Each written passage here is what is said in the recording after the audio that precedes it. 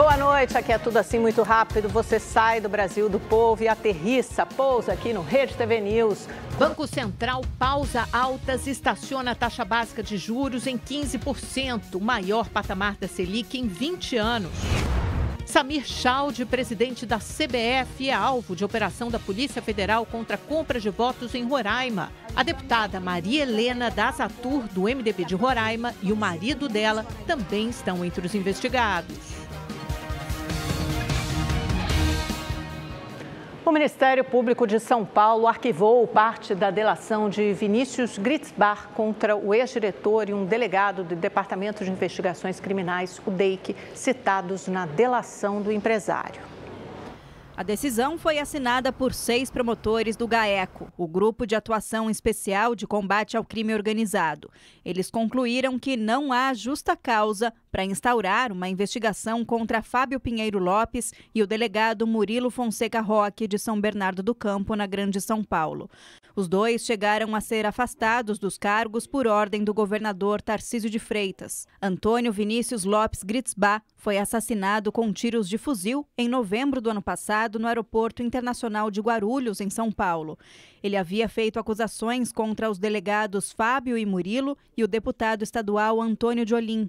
Ele disse que pagou mais de 4 milhões de reais ao advogado Ramsés Gonçalves para que esse dinheiro fosse repassado aos 3, com o objetivo de impedir que as investigações contra ele por lavagem de dinheiro avançassem. O Tribunal de Justiça já tinha determinado o arquivamento da denúncia envolvendo o deputado Olim. Gritzbach entregou aos promotores prints das conversas com Ramsés. Na avaliação do GAECO, esse material comprova que o advogado foi o único interlocutor na suposta corrupção por ter recebido dinheiro. Ainda segundo os promotores, Ramsés, que atuou na defesa de Gritzbach, pode ter cometido crimes como exploração de prestígio e até estelionato. Ramsés já responde a um processo na Justiça por esse tipo de crime. Nesse processo anterior, ele não foi localizado em nenhum dos endereços conhecidos e não apresentou defesa. Em nota, o ex-diretor do DEIC, Fábio Pinheiro Lopes, nega as acusações. Ele diz que o arquivamento restabelece sua reputação afetada por publicações precipitadas e reforça a trajetória profissional em mais de 30 anos como delegado de polícia. Em resposta à reportagem do portal UOL, o delegado Murilo Fonseca Roque não se manifestou sobre o arquivamento, mas disse que a delação de Gritzbach destruiu a vida dele. 3 policiais militares foram presos preventivamente, acusados de participar diretamente do assassinato de Gritzbach. Eles foram interrogados ontem pelo Tribunal do Júri de Guarulhos durante audiência de instrução e negaram o envolvimento. O Ministério Público e os advogados têm agora 10 dias para apresentar as alegações finais. Depois, o juiz decide se serão levados a júri popular. Mais 3 réus, 2 homens ligados ao PCC, apontados como mandantes do crime, e um olheiro que avisou os criminosos sobre a chegada do delator, estão foragidos. O processo tramita em segredo de justiça. O líder do Partido Liberal na Câmara dos Deputados, Sóstenes Cavalcante, pediu à primeira-ministra da Itália, Giorgia Meloni, asilo político à deputada Carla Zambelli, que também é do PL. No pedido, Sóstenes afirma que Zambelli sofre perseguição política no Brasil. A parlamentar está em uma penitenciária em Roma e deve passar por audiência de custódia na próxima sexta-feira. Ela foi presa ontem numa ação conjunta da Polícia Federal, Interpol e de autoridades italianas. A deputada foi condenada a 10 anos de prisão por contratar o hacker Walter Delgatti para invadir o sistema eletrônico do Conselho Nacional de Justiça e emitir documentos falsos. O governo brasileiro já pediu a extradição da parlamentar. Vamos falar do tarifaço. William Cury, presença especial ilustre hoje comigo, dividindo esse telão do Rede TV News. Você vai falar um pouco do efeito, do impacto dessas tarifas sobre o agronegócio brasileiro. O que você traz para a gente, Cury? Amanda, boa noite a você que nos acompanha. Nós separamos esse dado, inclusive podemos já colocar a nossa primeira tela, os dados da relação comercial do agronegócio brasileiro com os Estados Unidos. E aí de cara a gente separa o suco de laranja, que é tão falado, afinal de contas, ele tem uma importância não só para a gente, mas também para os Estados Unidos, o que ajuda a explicar essa decisão de poupar da tarifa pelo presidente Donald Trump. Por quê? A cada 10 garrafinhas de suco de laranja bebidas pelos americanos, 7 vêm justamente do Brasil. Então, olha só, 10 garrafinhas, tudo isso que está em branco aqui é exportado pelo Brasil aos Estados Unidos. se colocasse uma tarifa muito alta, faltaria produto e os Estados Unidos não teria condições de importar rapidamente de outros países. Tem inflação na veia no café da manhã do americano. Para o americano. O Brasil exporta 85 milhões de caixas de suco para os Estados Unidos. Não é o principal parceiro comercial para suco de laranja. O principal é a Europa com 52%. Mas foi poupado, ficou na lista de exceções e suspira aliviado. Próximo. Agora a gente vai para a próxima tela, porque também separamos o item que é essencial nessa relação comercial e aí é muito mais importante para o Brasil, inclusive, que é justamente o café que não foi poupado. Tarifa de 50% na veia. O Brasil exporta 8 milhões de sacas de café todo ano para os Estados Unidos. É o principal parceiro comercial, inclusive dos Estados Unidos, aliás, pode ter dificuldades em encontrar substitutos. Tá? O Brasil vai sentir esse golpe pesado, mas aí eu destaco que o consumo mundial de outros países pelo café está aumentando e nos últimos 5 anos o chinês aumentou de 200 mil para 6 milhões de sacas de café consumidas no ano. O chinês que até 10 anos tomava apenas chá, agora está tomando café. Rapidamente para a próxima tela. Olhando para a China, então. Vamos separar aqui os produtos que são mais exportados pelo agronegócio brasileiro para os Estados Unidos. E aí a gente vai ver que café e suco de laranja, apesar de muito falado, não está liderando. O que lidera essa lista, até separa aqui, ó, produtos de origem florestais, principalmente madeira e celulose. Então a gente já vai para a próxima tela para mostrar. Celulose foi poupado, madeira não, celulose foi poupado. Exatamente, celulose foi poupado. E por que ela é tão importante? Tá?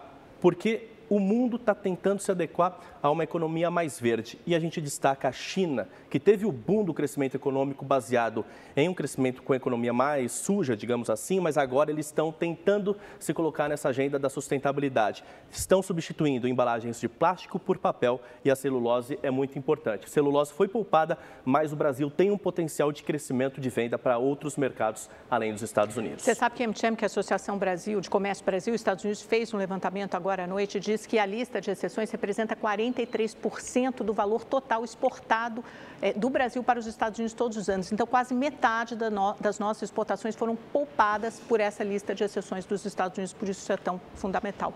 Curi, obrigada, querido. Volte sempre. A Secretaria Nacional do Consumidor do Ministério da Justiça vai notificar 11 distribuidoras de combustíveis para que expliquem os critérios de definição dos preços de gás de cozinha e do gás natural veicular. Várias empresas disseram que não vão repassar totalmente a redução anunciada pela Petrobras nessa semana. A redução de 14% deve entrar em vigor na próxima sexta-feira, mas algumas empresas já anunciaram que para o consumidor final a queda será bem menor, abaixo de 2%. A Secretaria Nacional do Consumidor questionou a diferença e quer que as distribuidoras expliquem os critérios utilizados. O secretário Vadir Damus lembrou que quando há aumento, o reajuste é repassado integralmente no dia seguinte.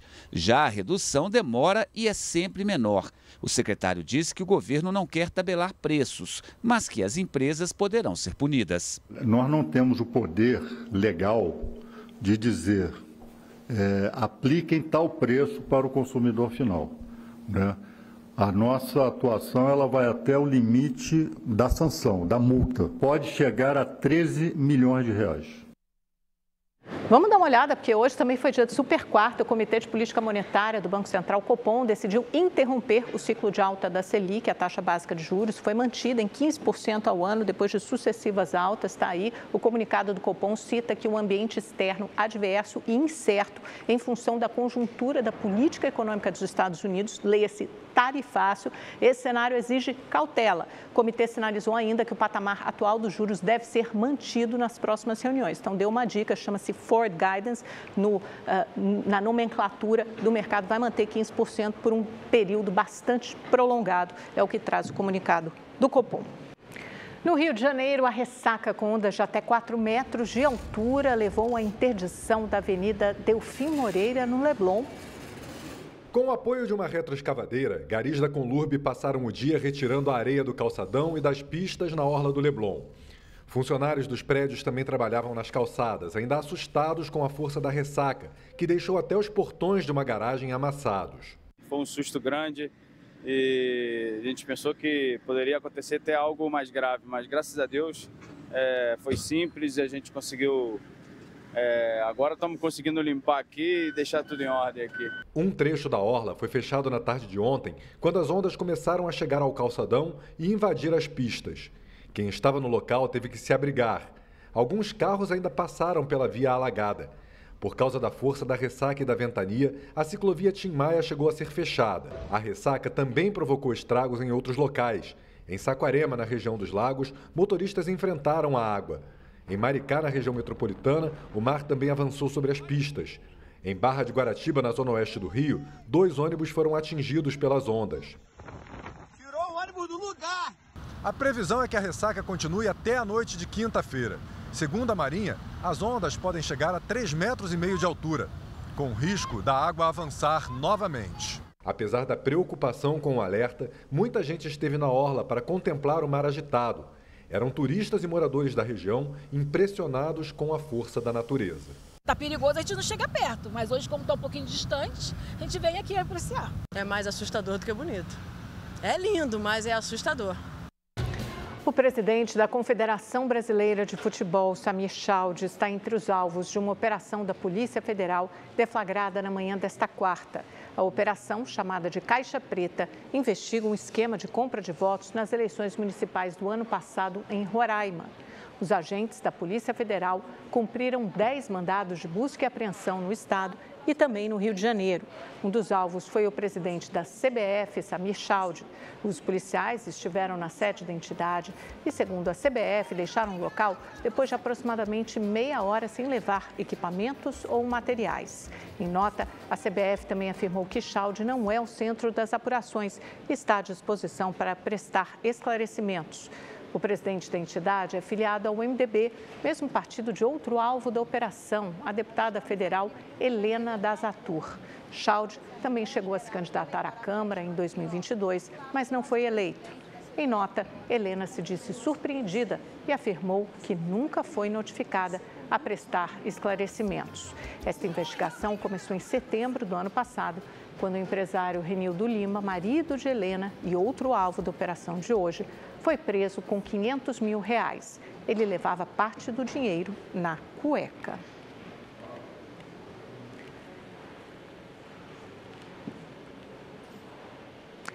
A Justiça do Rio de Janeiro aceitou a denúncia do Ministério Público e tornou réus o rapper Mauro Davi dos Santos, o Oruan, e um amigo dele, William Matheus Viana Rodrigues, por tentativa de homicídio qualificado contra um delegado e um oficial de cartório no último dia 21. A Justiça também determinou a prisão preventiva dos dois pelo crime. Oruan está preso na penitenciária de Bangu 3, no complexo de Jericinó. Além da tentativa de homicídio, ele responde por mais 7 crimes. Por hoje é só, minha gente. Amanhã tem mais a partir das 7h55 da noite. Muito obrigada pela sua companhia, pela audiência. Até amanhã. Boa noite. Tchau, tchau.